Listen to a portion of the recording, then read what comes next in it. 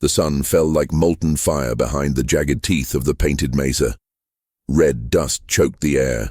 Wind whispered like a dying breath across the empty land. The wagon tracks ended in splintered wheel ruts and blood. No birds sang. Even the vultures circled warily above the silent wreck. Boot heels struck hard pan. 7 shadows loomed over the broken shape of a woman, her dress torn, skin raw from the brutal drag through cactus and stone. Her breath came in thin gasps. Her face lay half buried in the dust. A tall man with flame-colored hair stepped forward, spurs clicking with lazy menace. His long black coat flapped like a funeral shroud. His name was Judd Callahan, but most knew him as Red. In his left hand, he held a silver revolver still warm from the bullet that had ended Thomas Kane's life moments earlier. The husband's lifeless body slumped beside the battered wagon. Judd crouched near the woman, brushing his gloved fingers along her blood-matted hair. "Tough little thing," he drawled.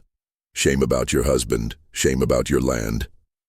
His gang laughed, cruel and hollow. The woman tried to speak. Only a rasp emerged. "You got grit, I admire that." Judd rose slowly, straightened his hat, and stared into the horizon. "But grit don't mean a damn out here." He nodded once. The outlaws dragged her deeper into the desert scrub, far from any trail, any hope. The sun blistered overhead. They left her there. No food, no water, stripped of dignity and name. As they rode away, their hooves thundered like war drums. The woman lay unmoving as the sky bled from gold to crimson to black. Coyotes yipped in the distance. Stars blinked cold and uncaring above the desolate waste. Somewhere deep in the canyon, shadows, something stirred. The first time she crawled, her fingers clawed at sharp rocks, splitting open. She dragged herself inch by inch toward nowhere. Her voice was gone, her strength was gone. All that remained was a flickering ember. The ember burned with one word: survive. The second night brought the cold. The wind howled over the ridgeline like a banshee's cry. She pressed herself into the earth to hold warmth, feeling every crack and thorn press into her skin. Pain kept her tethered to life. Pain was honest. On the third day, a shape appeared at the edge of her fading vision, a silhouette against the rising sun. A man stood, silent as the grave. Wide-brimmed hat low over his face, long duster coat brushing the ground, a rifle slung across his back. He knelt beside her and removed his glove. Weathered fingers checked her pulse. Alive. Barely. Without a word, he scooped her up and carried her away from death's doorstep. Time dissolved. In a rough-hewn cabin hidden deep within the unforgiving canyons, she woke under coarse blankets. Flickers of firelight danced along cracked walls and faded photographs. A kettle whistled softly on an iron stove. The man sat nearby, cleaning a Colt revolver with calm precision. "You're awake." His voice was gravel on steel. "Good." The woman stared, unable to speak. Her lips were split and dry. The man poured water into a tin cup and held it to her mouth. She drank greedily, choking slightly. "Name's not important," he continued. "Out here, names get you killed." She managed 2 words, barely a whisper. "They left." His jaw tightened. "I know." The woman's eyes burned, not from tears, but from a fury that refused to die. Slowly, painfully, she sat upright. The blanket fell away, revealing the scars etched by whip and thorn and betrayal. The man nodded approvingly. "If you want to lay down and die, I won't stop you." Her answer came as a glare that could have cut stone. He tossed a worn leather holster onto the bedroll beside her. "But if you want to learn how not to be left behind again, I reckon I can teach you." 7 years passed like smoke through wind. The canyons became her home, the rattlesnakes and wolves her neighbors. Under the gunman's brutal tutelage, the woman became something else. Faster, smarter, colder. The sound of a hammer cocking became as natural as drawing breath. The weight of cold iron in her hand brought comfort. One evening, under the bruised purple of twilight, the old gunman laid out 7 tarnished silver coins atop a flat rock. For each of them, he said, not for the money, for the debt.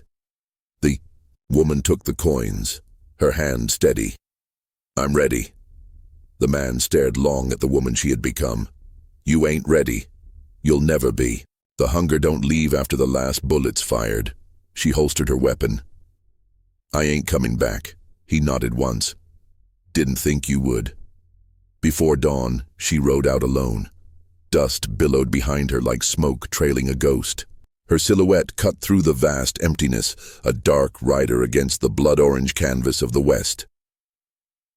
In the saddlebag, 7 silver coins lay cold against worn leather. In her heart, a name long since buried rose again from the ashes. Eleanor Kane. The sun climbed. The wind carried the distant echo of hooves. Caldera Gulch waited. So did 7 men who thought the past stayed dead. They did wrong to her. Now she was back.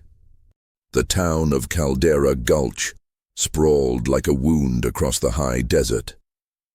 Sagging buildings leaned against each other for support, their cracked wood blistered by decades of relentless sun and storm. Wind whipped dust through the crooked main street, sending tin signs creaking against rusty chains. Broken fences marked the remains of long-forgotten corrals.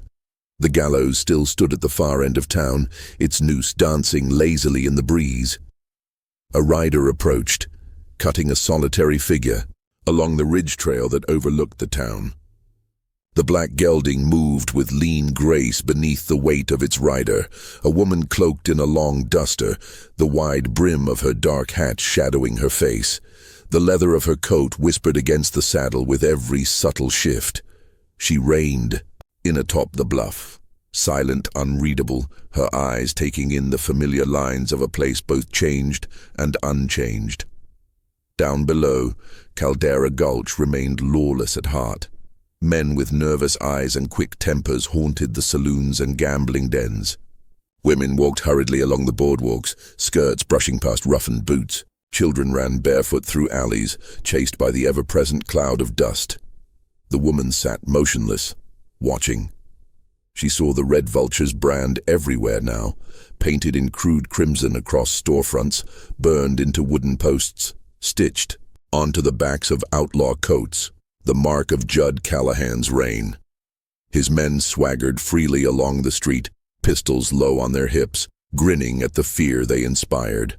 No sheriff, no law, only them. The woman dismounted without a word. The gelding's hooves barely stirred the dust as she led it down the trail. At the town's outskirts, she paused to run her fingers along a weathered fence post. The wood crumbled under her touch. Another piece of memory rotted away. Her boots made no sound crossing the main street. Heads turned.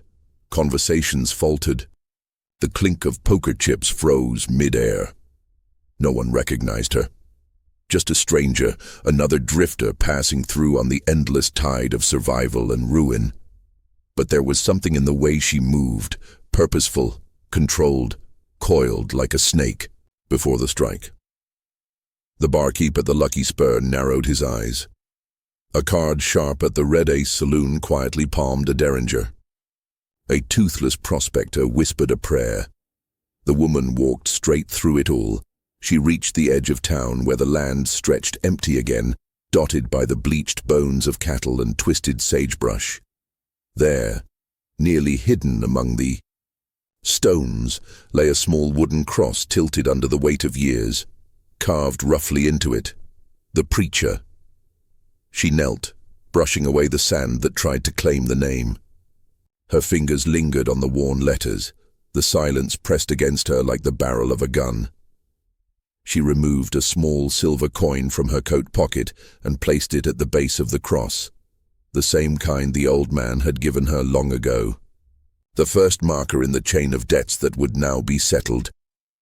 "I won't fail you," she whispered into the wind.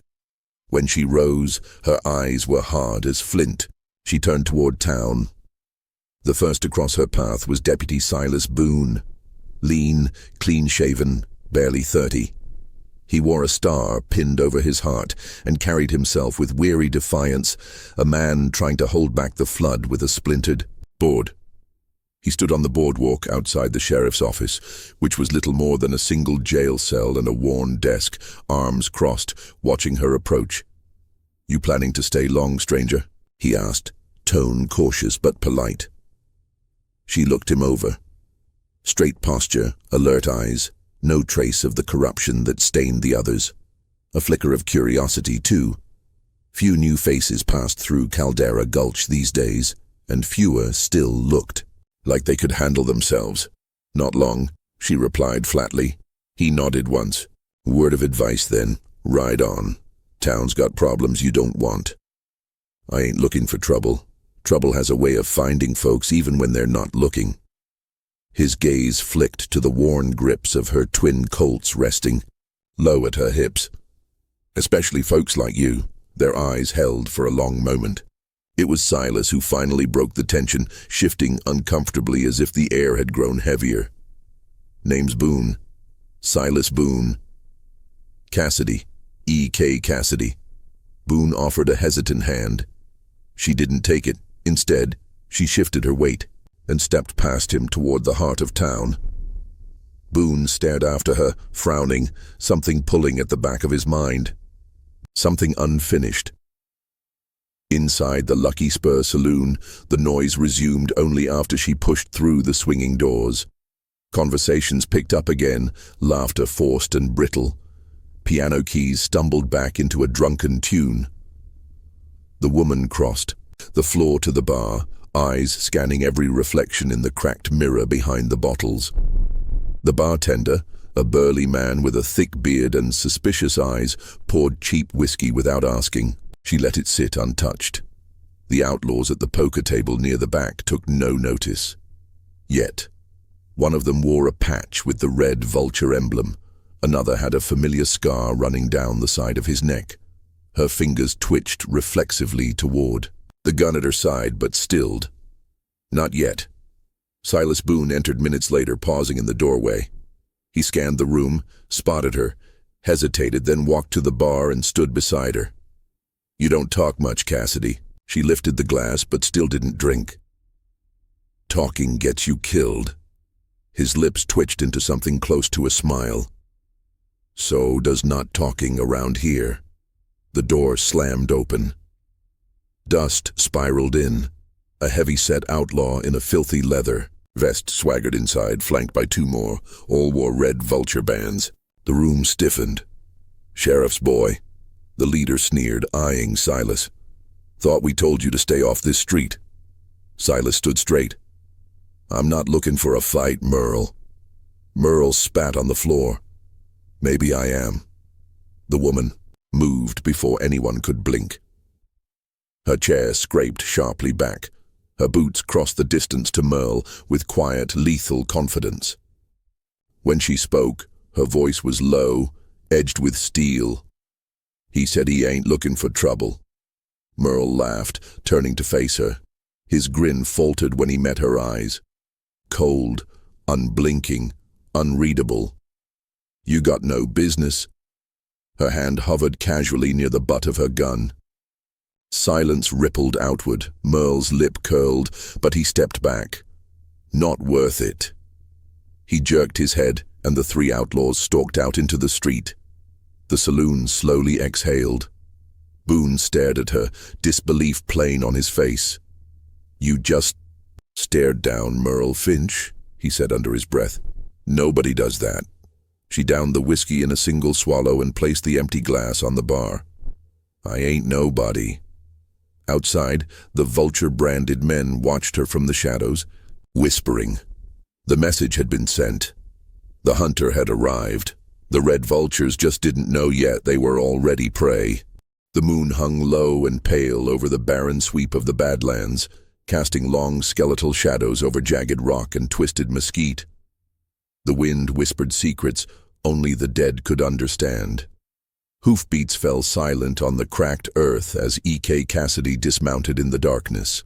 She moved like smoke between the boulders, black hat pulled low, coat blending with the night. Far ahead, a single campfire flickered weakly against the overwhelming black. The man sitting beside it had no fear. He should have. Jonas, two teeth. Graves tugged a bone-handled knife across a strip of dried meat. His scarred face twisted into a grimace as he chewed. Two yellowed teeth jutted crooked from his lower jaw, the rest long gone to fists and whiskey. His rifle lay carelessly propped against a stone. Arrogance made him sloppy, a soft scrape. His head jerked up. The woman stood just beyond the firelight, silent, unflinching. Jonas squinted. Who the hell? Her hand dropped. The colt barked once. Jonas staggered backward into the dirt, clutching at the spreading dark across his chest. His mouth opened, then closed without sound. She approached as he writhed. The flames painted cold gleams on her revolver. She knelt beside him. His eyes widened when she tossed a tarnished silver coin onto his chest. For the debt. The light in his eyes guttered like the dying fire. She slipped back into the night without a trace. At dawn, the Badlands swallowed Jonas Graves whole. The vultures came late. Miles away, Caldera Gulch woke under a sky bruised purple and gold. Inside the Red Ace saloon, the smell of sweat, liquor, and desperation thickened the air. Wade, Snake. Tolliver shuffled cards at a sticky table under the flickering oil lamp. His thin fingers slid over the deck like the coils of his namesake. His pale eyes darted constantly, never resting too long on any one face. 5 card. Draw, he rasped, lips curling around a filthy toothpick. Men cursed. Coins clinked. Bottles shattered somewhere in the distance. The saloon doors creaked. Snake looked up instinctively. She stood framed in the doorway, outlined against the dusty glow. Her coat dusted with red clay, her boots scarred, her expression cold as graveyard marble. Snake's hand slipped under the table toward the derringer strapped to his thigh. The woman crossed the room slowly, deliberately. She leaned against the bar, nodding once to the bartender. Whiskey. Snake stiffened. Sweat prickled along his neck despite the stifling heat. She turned, locking eyes with him across the crowded room. He froze. Recognition dawned too late. Her fingers danced smoothly to her hip. The first shot split his glass in half. The second exploded the lamp above the table, plunging the saloon into screaming chaos. Men dove for cover as gunfire cracked again. Snake stumbled to his feet, dragging his derringer up. A final shot punched into his chest. He fell backward into the pile of scattered cards and spilled coins. The room fell silent except for the ticking of the broken lamp swinging gently. The woman strode forward, removed a silver coin from her coat, and dropped it atop Snake's still chest. For the debt, boot heels echoed as she vanished into the rising morning dust. In the alley, she paused and drew a single blood-red feather from her saddlebag. She pinned it to the side of the saloon door. It fluttered wickedly in the breeze. The red vultures would know. The reckoning had begun. Silas Boone found the bodies by midday. His jaw tightened as he stared at the feather, his thumb brushing over the smooth shaft. E.K. Cassidy stood across the street, arms folded, unreadable behind the shade of her hat. "Was this you?" Silas asked quietly when they finally stood, face to face. She didn't answer. "I ain't blind," he continued, voice lower. "These men weren't good. Hell, they deserved worse. But you're riding a line, Cassidy. You keep walking it, you're gonna fall off." Her eyes flicked up, meeting his, For the first time, something softened faintly around the edges of her expression. "I've already fallen." He exhaled slowly, frustrated, yet somehow drawn to her even more. "Whatever you're carrying, you don't have to carry it alone." She turned away. "I do." He stepped back as she mounted the black gelding. "Cassidy." The horse shifted under her weight. She glanced down at him one last time. "You don't want to know me, deputy." Without another word, she spurred the horse and rode out toward the far horizon. Silas stood alone in the swirling dust, watching until she vanished beyond the ridge. Something tightened painfully in his chest. There was more to this woman than blood and vengeance. But for now, Caldera Gulch whispered her name like a warning carried on the wind. The red vultures circled nervously. One by one they would fall. They just didn't know whose shadow had returned to hunt them through the dust and silence of the dying frontier. The foothills turned cruel at sundown. Razorback ridges cast long scars of shadow. The red sky bled into black. Somewhere between nowhere and nothing, the rider pressed on, hooves silent on hardpan. The dust coated her like ash. The black gelding's breath steamed in the cooling air. She reined in atop a narrow overlook, staring down at a lone campfire flickering weakly below. It was the last one. Harlan Briggs, the youngest of the red vultures, barely 20, barely a man, still carrying the swagger of a boy who thought he was invincible. E.K. Cassidy slid from the saddle, tightening the cinch straps without sound. Her boots whispered across the stones. Downhill she advanced like a dark ripple of wind. The moon's cold eye watched in silence. Harlan sat cross-legged by the fire, flipping a coin between his fingers. His rifle leaned against a rotting log. A harmonica lay untouched in the dirt. The flick of silver caught his eye. He snatched it mid-air and grinned to himself, oblivious to the approaching shadow. The voice came from behind, flat, icy. "You owe a debt." Harlan spun, eyes wide, scrambling for the rifle. The revolver leveled first, his breath hitched. "Don't." His shaking hands froze in mid-reach. "Who?" I wasn't there," he stammered. "I never touched you, I swear." The hammer clicked back. The sound cracked louder than thunder. "I was just a lookout," Harlan gasped, sweat running in thin rivulets down his temple. "They made me do it. I begged Judd to let me go." E.K. stepped closer into the firelight. Her eyes, cold as riverstone, locked on him. "You stayed." His knees gave out. He collapsed to the dirt, both palms raised. The harmonica lay near his hand. He glanced at it, then back at the gun. "I'm sorry," he whispered. "Please. I got a sister in Helena. She don't even know I'm out here. Please, I was a fool. I wanted to ride with legends. I didn't know what they were, what I became." His voice cracked, barely holding together. Her finger tightened fractionally on the trigger. Then it stopped.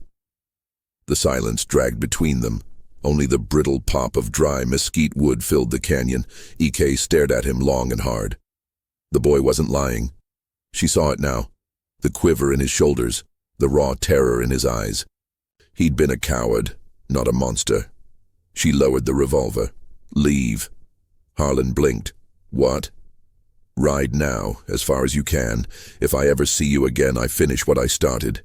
He bolted, didn't grab the rifle, didn't grab the harmonica, didn't look back. Dust trailed after him like smoke from a dying flame. E.K. holstered the weapon slowly. Her hand trembled slightly for the first time in years. She walked to the abandoned harmonica, picked it up, stared at the worn metal and dented corners. The past pressed in heavy around her. The preacher's voice echoed back from memory. "You'll face a choice someday, girl. When vengeance don't taste as sweet as you thought it would." She pocketed the harmonica, mounted the gelding, and rode on under the wheeling stars. By dawn she reached the high plains. The land stretched forever, wide and merciless. Sage and scrub whispered against her stirrups. Coyotes tracked her from distant ridges, eyes catching flickers of moonlight. The next evening brought her back toward Caldera Gulch. She camped alone at the edge of a dry riverbed. The fire burned low. She removed the harmonica, stared at it in her hand for long moments, then set it down. Hoofbeats approached. Slow, careful. She did not move. Silas Boone stepped from the darkness, leading his horse by the reins. His silhouette stood sharp against the pale curtain of stars. "Figured I'd find you out here," he said softly. EK didn't speak. Silas tethered his horse, lowered himself to sit across from her. The firelight painted his lean face with shadows. His deputy star caught a soft orange glint. "You spared one of them." Her eyes narrowed. "You following me?" Town's been whispering. Man rides into Caldera Gulch at dawn, shaking like a leaf, says death itself, let him go. He leaned back, resting his elbows on his knees. Didn't take long to figure who he meant. "I had my reasons." Silas nodded slowly. "I'm not here to judge, but I am here to understand." She stared past him into the dark. He was just a kid, barely old enough to shave. The others, no mercy. "You're hunting them." "Yes." "Why?" Her voice was low, brittle. "They left me broken and bleeding in the desert. Took everything, my name, my life, my husband." The name hung heavy in the air. "Eleanor Kane," Silas whispered. Her head snapped toward him, expression hardening. "I ain't stupid." He said softly. "You think I wouldn't put it together?" 7 years back, Judd Callahan and his gang ran off the Kane's land. Left no survivors, they claimed. Only a body was never found. Her jaw tightened. "Why didn't you tell me?" Silas asked. "Would you have stopped me?" "No." The words surprised them both. "I swore to uphold the law," Silas continued. "But I also swore to protect this town. It's been bleeding under Callahan's thumb for too long." They sat in silence as the fire crackled and burned lower. Silas's gaze softened. "You can't carry it all alone. Sooner or later it'll crush you. I've carried worse. Then let me carry part of it." Her eyes met his across the flames. For the first time, something cracked in the cold walls she'd built around herself. Not much, barely noticeable. But it was there. "You're a fool, Boone." He smiled faintly. "I've been called worse." The wind rose, pulling, at the edges of her coat. She stood abruptly, kicking dirt over the dying flames. "Get back to town. I ride at dawn." "Where?" "The mine. That's where the rest of them are. Then I'll be there too." EK hesitated, then nodded once. As the stars wheeled overhead and the plains whispered like restless ghosts, the Black Rider mounted again and vanished into the velvet dark. In her pocket, the harmonica pressed cold against her palm. A small weight, a reminder. Mercy had its price. Tomorrow, the debt would be paid in full. The dawn came sharp and hard over the iron spines of the canyon walls. Light cut deep into the ravines, carving shadows like scars in the stone. The old silver mine crouched low and mean at the valley's throat, timbers splintered and leaning, tunnels yawning like the open jaws of some dead beast. The red vultures had made it their nest. The last of them. Clay, Crow Jensen, Lucas Spade, Corbin, and Bobby Whip, done. Dangerous men, even alone. Together, feral and cornered, they were lethal. Wind carried dust across the valley. It coated the rusted ore carts, whispered. Through the weathered bunkhouse, tugged at the frayed edges of canvas tents. No birds, no sound, just the waiting. EK. Cassidy moved through it like a phantom. Hat brim low, duster trailing behind her like a shadow. Her black gelding had been left miles back. This was not a place for horses. This was where the ghosts came to settle accounts. From atop a ridge, she watched. Spade Corbin stumbled from the shack near the entrance, cursing and rubbing his eyes. He was wiry, mean-faced, and armed to the teeth. The others were inside. She slid her revolver free. The metal felt warm in her grip, like it knew what was coming. Her boots barely whispered. Against the stone as she descended, every step measured, every breath controlled. Spade turned at the last second, eyes narrowing. What the hell? The first shot caught him high in the shoulder, spinning him backward into the dust. He scrambled for the sawed-off shotgun at his side. Too late. A second round punched into his chest. His body sagged like a puppet with the strings cut. EK walked past without pausing, dropping a silver coin onto his still chest. Inside the mine entrance, Crow Jensen heard the shots and grabbed his Winchester. Broad-shouldered, with ink-black hair and a cruel mouth, Crow had always been the worst of them, a man who smiled when he broke bones. "Bobby, with me," he barked. Bobby, whip done, swung down from the rafters, rope coiled over one arm, revolver already drawn. They took positions behind stacked ore crates and broken wagons.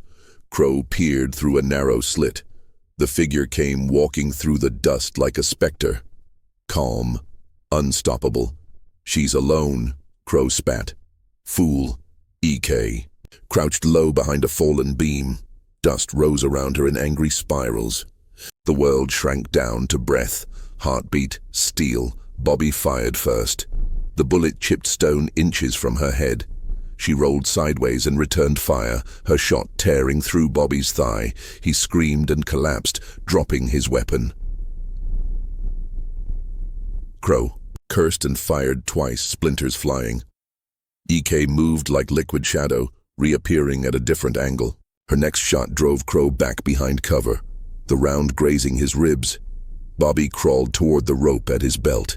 His hand reached, fumbled. EK's boot slammed down, pinning his wrist.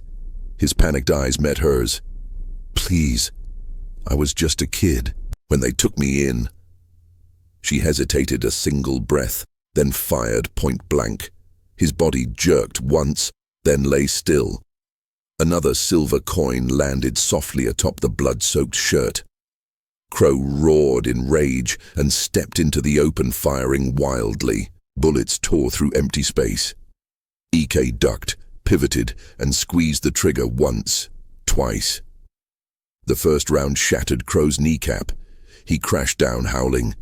The second took him through the chest as he tried to raise the rifle again. The wind sighed as his lifeblood soaked the dirt. EK approached slowly. Crow lay panting, glaring up at her with hate bright in his fading eyes. You're Kane," he rasped. She didn't answer.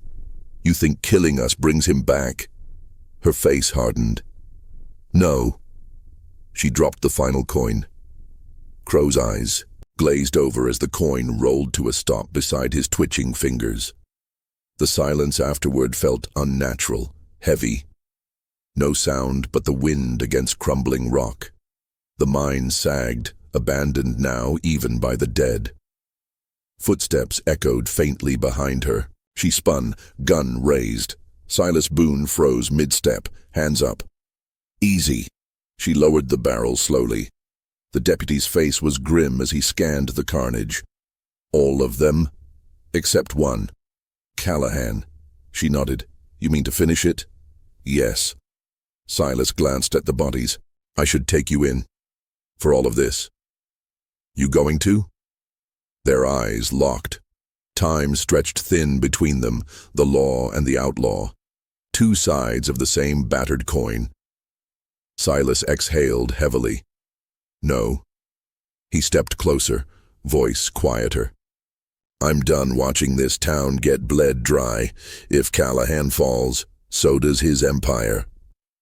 I don't need your help. I know, but you'll have it anyway." EK studied him a long moment, then gave the faintest nod. Silas walked past her, toward the ridge, scanning the horizon, the church spire barely visible against the burning sunset. "He's holed up at the old church," Silas murmured. "Same place he ran the town from before the Red Vultures. He thinks he's untouchable there." "He's wrong. They stood, together at the ridge as dusk swallowed the valley, two dark silhouettes against the last dying light. The final reckoning waited at the edge of town. The hunter and the lawman moved as one, vanishing into the gathering dark. The first bell tolled long before the sun broke the horizon. Its hollow clang drifted out over the quiet streets of Caldera Gulch like a warning. Windows stayed shuttered, doors stayed bolted. Even the dogs slunk low and silent in the alleyways. Church stood alone at the edge of town, a weathered skeleton of splintered beams and cracked stained glass. The once white paint had long surrendered to the elements, peeling away in ragged strips.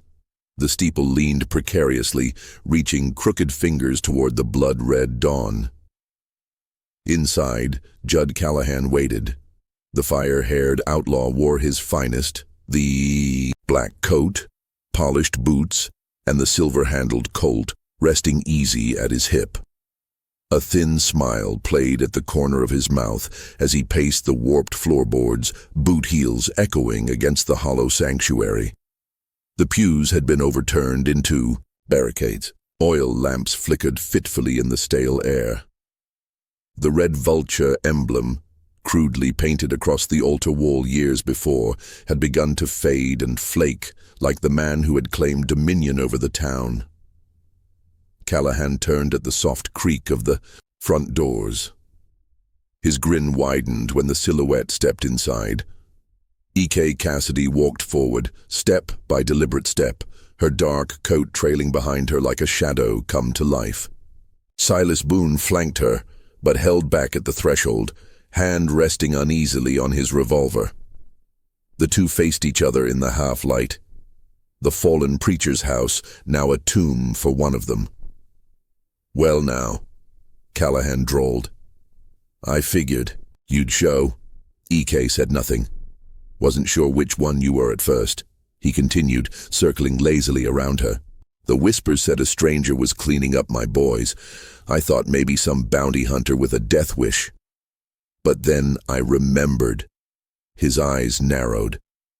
"Only one woman ever crawled away from what we left in that desert." He stopped, facing her dead on. Eleanor Kane. The name cracked like thunder between the crumbling walls. Silas stiffened visibly, but E.K.'s expression never changed. She unbuttoned her coat slowly, revealing both revolvers at her hips. Callahan chuckled low in his throat. "You want vengeance, girl? You came to the right place. Only one of us is walking out that door." Her hand hovered near the Colt. The air thickened like molasses. The dust hung motionless in shafts of pale light, breaking through the ruined windows. Time itself seemed to hold its breath. Callahan moved first. The silver revolver cleared leather in a blur. E.K.'s gun flashed as well. Twin cracks tore the silence apart. Callahan staggered back against the altar, a dark bloom spreading across his chest.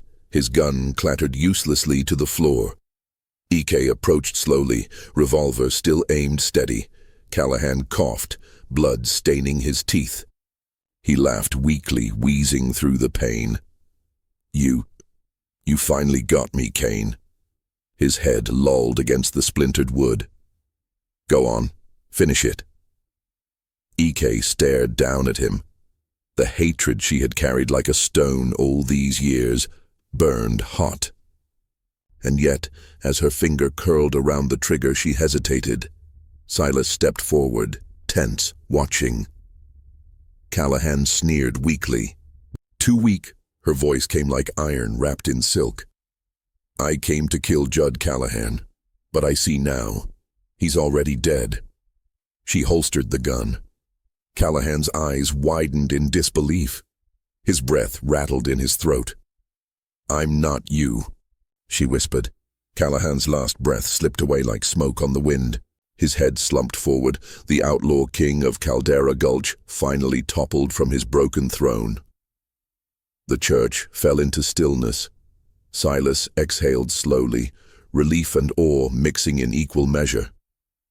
He walked up beside her, staring at the lifeless body. "You could have done it.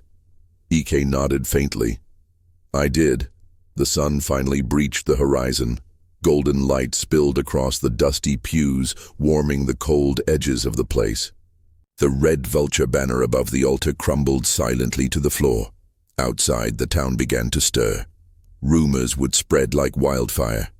Judd Callahan was gone. The reign of the red vultures was over. EK walked out into the morning, the air smelling cleaner than it had in years. Silas followed her to the edge of the steps. You could stay, he said, voice soft. You earned that. She looked out at the open plains stretching far beyond the dying town. The black gelding waited, near the fence line, mane dancing in the breeze. This was never home, she said. Silas studied her for a long beat, then nodded slowly. Where will you go? EK mounted up, adjusting her hat against the wind. Wherever the road takes me, the gelding shifted under her, impatient. She glanced down at the deputy. For the first time, the faintest trace of a smile touched the corner of her mouth. Take care of this place, Boone. I will. Without another word, she nudged the gelding into motion. Hooves pounded against the dirt as she rode east toward the rising sun. The town fell away behind her, shrinking into memory. As the black silhouette vanished into the vast, empty expanse of the frontier, a single red feather drifted down from the broken steeple, twisting slowly on the breeze. The debt had been paid. The name Eleanor Kane, once left for dead, rode on as a legend whispered in the dust and silence of the West.